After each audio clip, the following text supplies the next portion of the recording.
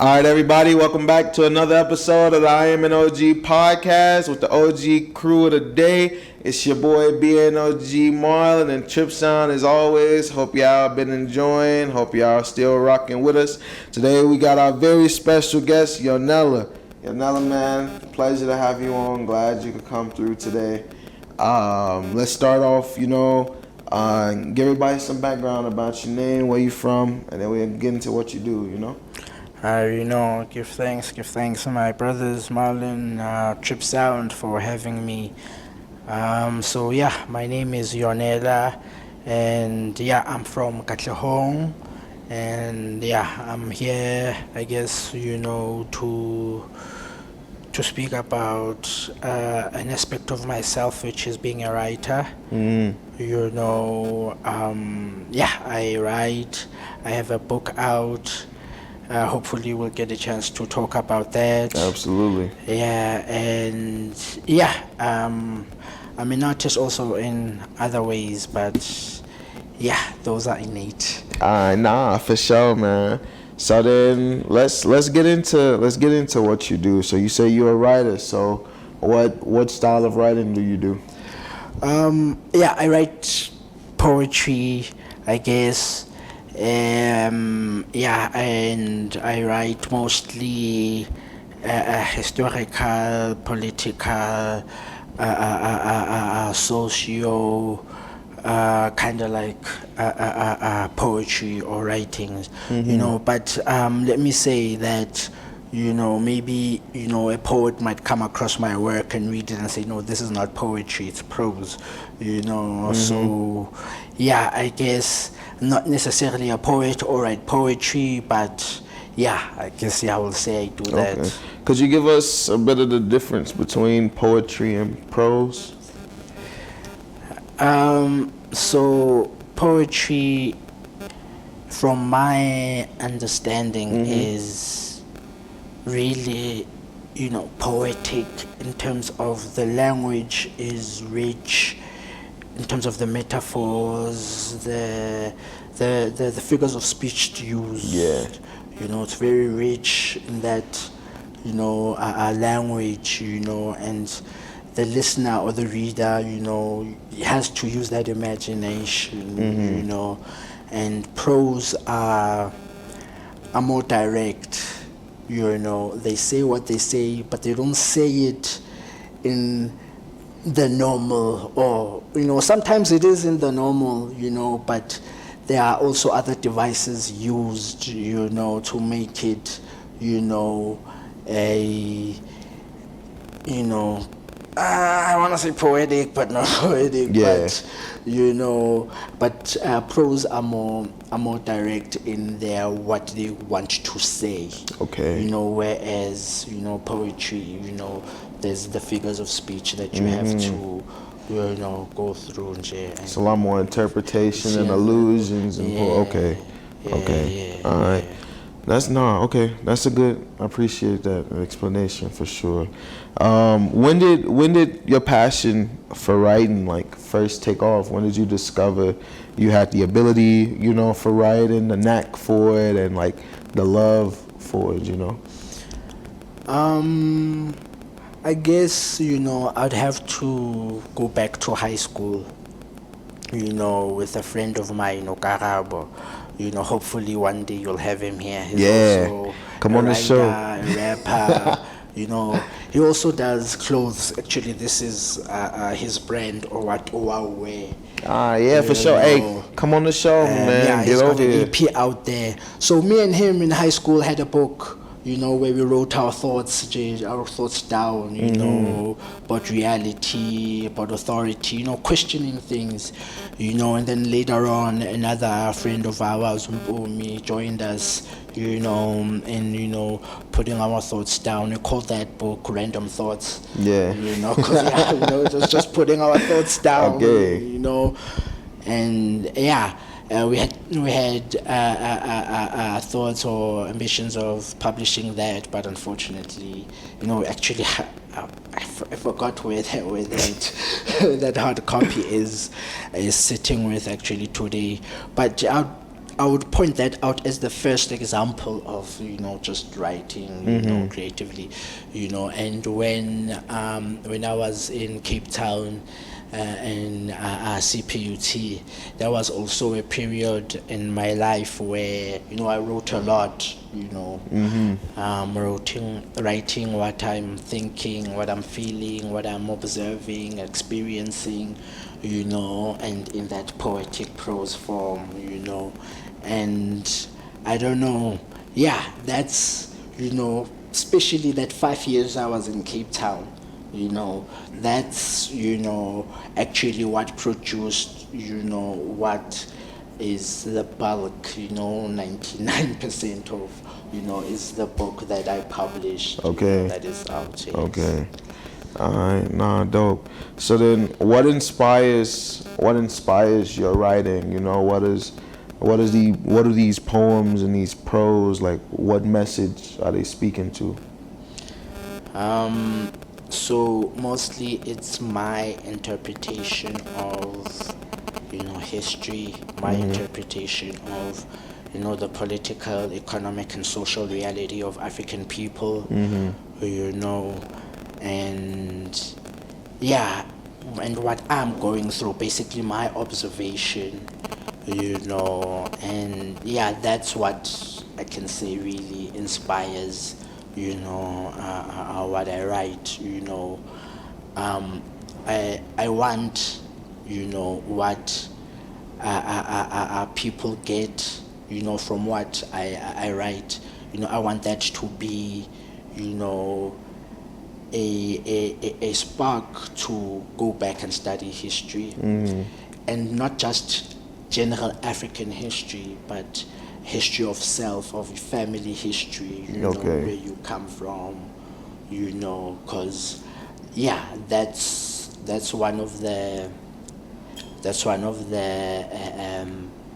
places or spaces, or I don't know, that's one of the aspects of our reality, how the message of my book, basically, is to say that, but I don't want to preempt because we're still going to get, to the book. We can get, appreciate it. We can get to it now, though, man. I mean, I know you brought it in today. You brought a couple extra copies today.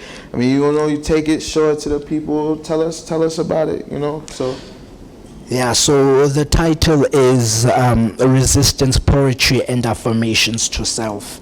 And like I was saying, the point of the book, is to resist, and in affirming who you are as the individual, and as a black person, as the group, the community, and but more importantly as the individual, right. More importantly as who you are, your family history. Okay. In affirming that, you are actually actively resisting, against a system, a condition, a war being waged against you to forget who you are, to be dislocated, so that where you act from is not from a place, a position, and an urgency of the reality that you are living, but reacting and responding from someone else's stimulus, okay. And position where they put you, okay. And dislocating you from your history, from who you are. All right. I like that. That's dope. All right, so then tell us, man, the journey to get you to publish this book, start to finish. So when did you begin to write this book? Okay. Like I said, when I was in Cape Town, and my first year in Cape Town was 2013. Yes, and that was when really, I really began to write. Some of the first things I wrote are not in the book. I was very selective in what I put in this book, and maybe some of what was excluded from the book may be in a second book that I am planning to put out also. But yeah, it was my first year in Cape Town, 2013. I was lonely, homesick. I come across brothers, Rastafarian brothers, and then I come into, that space, Rastafari space, and that also, influences me in terms of, going back to African history, learn African history, black first, affirm black culture, African culture, put that first, so that, environment, with those brothers, in that first year, we started an organization. We called it the Organization of Young Leopards Movement for United Azania. And yeah, we did some programs, some workshops, some peer lectures. And one of the things, that I'm most proud of is we did a garden. Okay. And that garden is still there. Nice. At CPUT Belleville campus. Okay. There are some students, I've been told, that are taking it up again. Let's go. And yeah, so we did that. And yeah, so that experience, that whole, going that whole organizing all of those, events and reading all of the books, that I was able to, watching all of the documentaries that I was, able to watch, with the university Wi-Fi, and yeah, that, all of that experience, influenced, what I wrote. So I was in Cape Town for 5 years. So all of that is happening in the period of 5 years. And we were also 1 year, I think it was 2016, 17.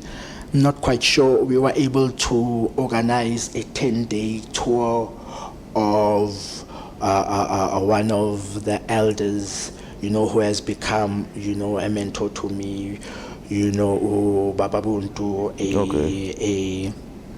the founder of Ebukosini Solutions. We were able to also get him to come for a 10-day speaking tour. He spoke at Stellenbosch University, at CPUT, at UWC, and at some with other local organizations. Okay. They unfortunately weren't able to go to UCT. But yeah, those are one of the things that we did in there. So yeah, all of that experience, influences what I write, and then I graduate in 2017, and then I interned at Ebukosini Solutions for a year in 2018, and that also pushes me. Baba Buntu's also influences me, to publish my work and the programs also that we were doing there, with Ebukosini. And I meet a brother. I'm not gonna mention his name. He was or rather is running a publishing company, and yeah, I contact him and we decide I'm gonna publish under his publishing company. But I had, that working relationship I had a problem with, so I ended up doing everything, by myself.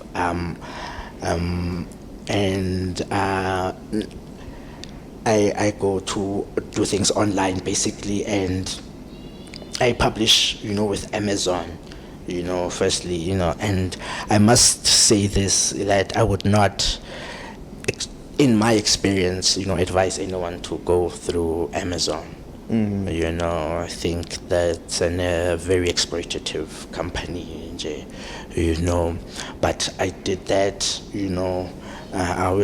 without that realization, and then I publish, or rather I print 30 copies, of the book. And the first 30 copies of my book have a red cover, and then I decide, no, I'm not gonna print, the rest of my books through Amazon. I'm not gonna do anything anymore through Amazon, So through that first company I worked with, they had already designed a copy. So if you buy my book, you'll get to know which publishing company is that. But they are the ones that designed the cover, and I decided to use it because I had paid for it. Okay. So yeah, that's now the next 30 copies are this cover, what you see, and I'm still pushing those copies independently.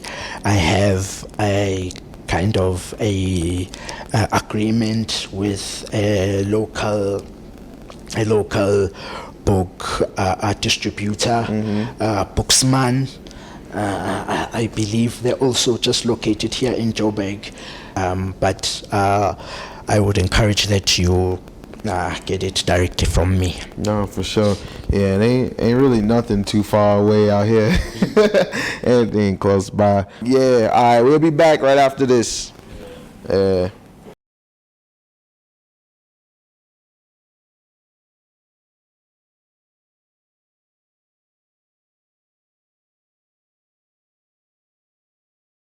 The first poem I'm gonna read is titled "When I Was by the Pond, Pondering on Word Potions to Promote African Pride." Okay. And just a backstory: I was literally sitting by the pond. Pond at CPUT, nice.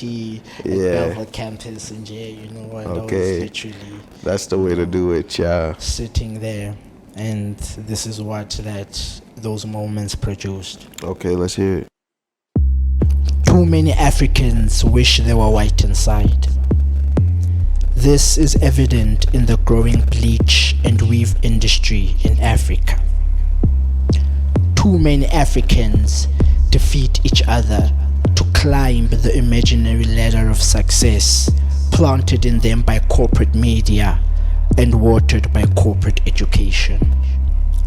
Too many Africans pray to a Jesus image that does not look like them. A blue-eyed, snow-skinned, straight-haired Jesus that resembles Hitler's dream race. A race we are losing because too many Africans have forgotten why to love themselves. And when I was by the pond, pondering on word potions to promote African pride, I looked first inside myself and found a darkness so profound, like a moonless night bearing bright stars. And then the light of the stars started to sing. Chosen children of God, with many hues of bronze to ebony skin, curly woolly hair, rich in melanin. Do away with all your fears in all the days of your years, and remember the unconditional love that comes from above, and who you are within, the creator of your without, and that without knowledge of your history, you are like a tree without roots. Thank you. So yeah, that's the first one. Nah, that's powerful. And then the second one I think I wanna do is titled "I Cry Freedom." Let me just quickly find it. Okay. Yeah, that was nice. Too many Africans. Man. Okay, so this one is titled I Cry Freedom.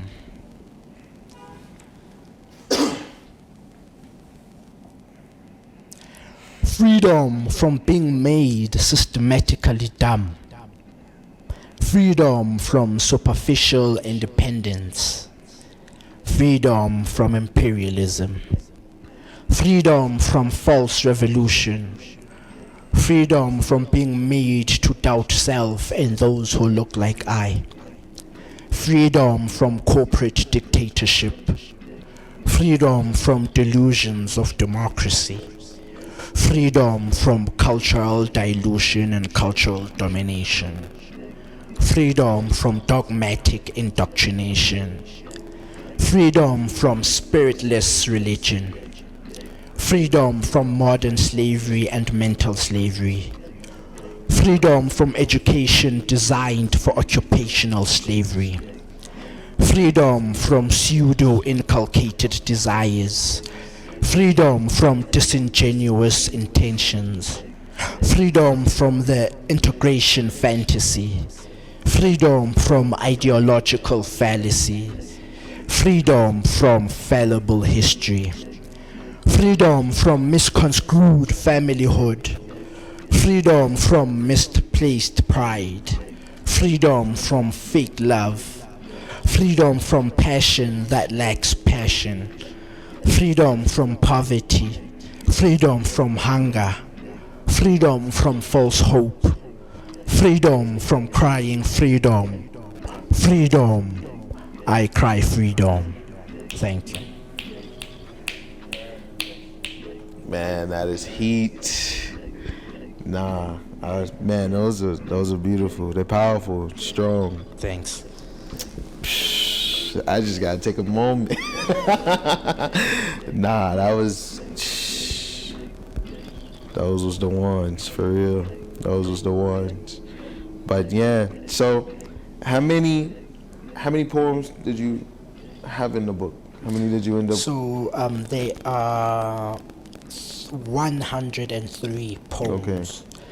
But there is one poem that I did not write myself. A friend of mine, a brother of mine, Charles Julius, he's in PE right now. Shout out to him. Okay. He wrote that, and I believe as a means of, encouraging me, and lifting me up, and reminding me, of myself. Yeah. So there's that poem that's also in there. If maybe you guys don't mind, I can actually just also read that. And, yeah. So a poem, by Charles Julius. Otherwise, there's 102. Okay. By me. Man, for real. Let me just find it. Go ahead. Yeah, definitely get you back on the show, man. Shit, we could just have a whole session where it's just you going through poems, for real. It'd be the whole show, So the poem is untitled. Mm-hmm. And it reads: Cultivate the fields of your heart. Toil in the depth and the darkness of its sediments. Bring it out of the barren season. Make the conditions favorable for growth again.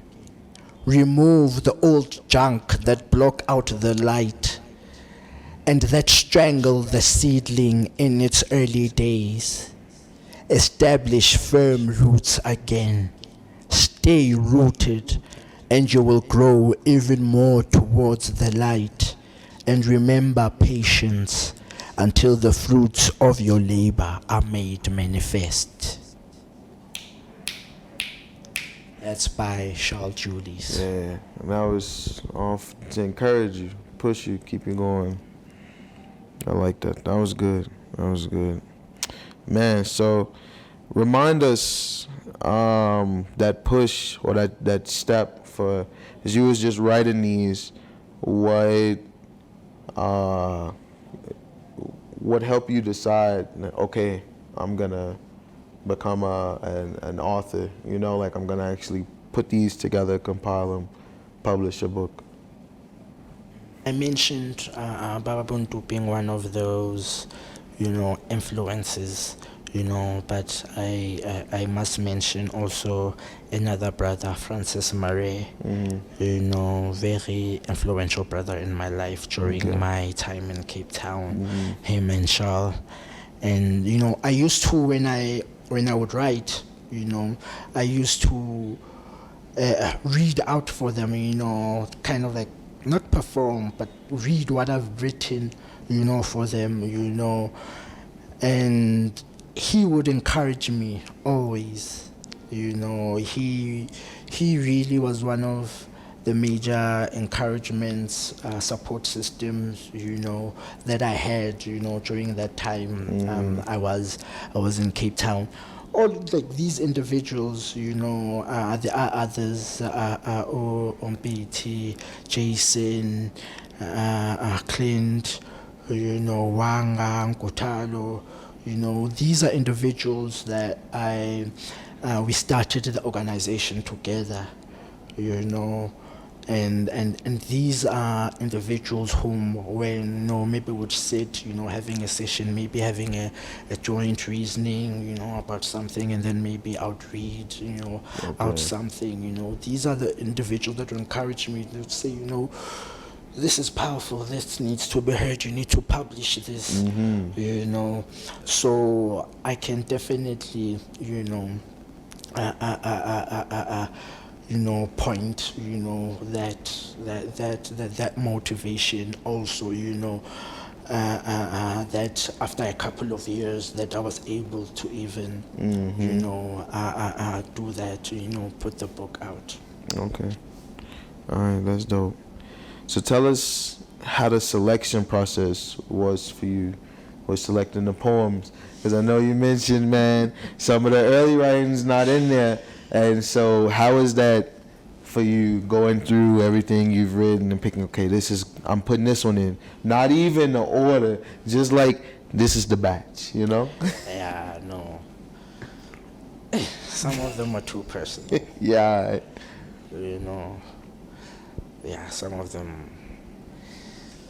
them are things that I don't think I would want other people to know. Nah, that's understandable. Okay.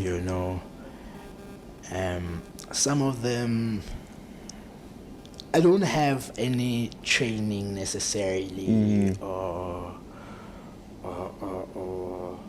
like didn't study writing or literature or anything like that. When I was in Cape Town, I was studying horticulture. So I don't have like a writing background necessarily. Okay.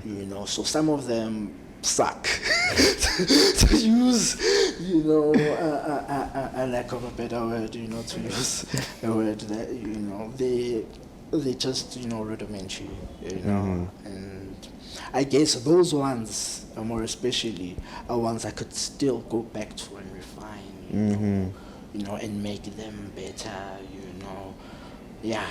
You're just actually giving me that thought. Yeah, nah, for sure. Because I'd kind of like, push them aside, but yeah, there's that possibility, I guess, that you have now made me aware of, to just go back, to them and just refine them. All right, for sure. And so you mentioned that the best way for people to get their hands on this book is to go directly to you. Yes. And so how can people do that? How can they get in contact with you? Unfortunately, I'm not on any social media except WhatsApp.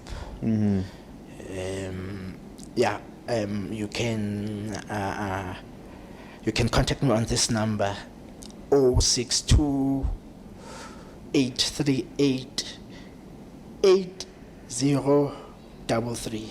Okay. So that's 062 8388 033. For sure. Business only. Thank you. Yeah. Thank you. So that's where you can able to get the book Okay. for now. For now. Yes. All right. Yeah. How much did the book cost? The book costs 200 rand a copy. Okay. All right. I like that. That's good, man. Man, so we're gonna get ready to close it up here. Is there anything else you wanna share? Any words you wanna give to the people, anything else you wanna air out, Yeah, I guess I wanna say something to African people that are gonna be watching this. Wherever we are in the world, we must remember that we are fighting the same struggle, and we must fight it within the context of where we find ourselves, and without negating that context. Always remember we are a global people, and that our ultimate victory, is when we as African people are able to say, and demonstrate that we have power. That's what I would like to ultimately say. All right, for sure, man. Hi, Yonela. It was an honor having you here, my man. Appreciate you coming through. Glad the trip was worth it. Glad it wasn't too much on you, man. Trip, man. Play us out. We're gonna get out of here, y'all. Glad y'all could tune in.